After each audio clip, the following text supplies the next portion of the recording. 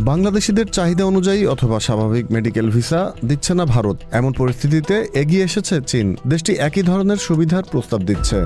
জানা গেছে আগস্ট মাস থেকে ভারত প্রতি কর্মদিবসে 1000-এরও কম মেডিকেল ভিসা দিয়েছে, যা আগে ছিল 5 থেকে 7000। ভারতের দীর্ঘদিনের মিত্র শেখ হাসিনা অভ্যুত্থানের মুখে পালিয়ে যাওয়ার পর ডক্টর মোহাম্মদ ইউনূসের নেতৃত্বে অন্তর্বর্তী সরকার ক্ষমতা গ্রহণ করে। এরপর ভারতের সাথে বাংলাদেশের সম্পর্কের টানাপোড়েন সৃষ্টি হয়, ফলে ভিসা দেয়া কমিয়ে আনে ভারত। ভারতের এমন অবস্থানের সুযোগ নিচ্ছে চীন।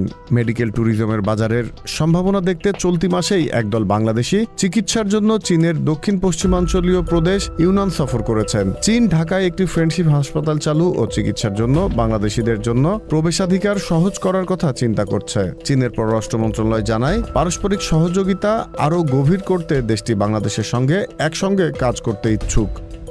Z news, Dhaka.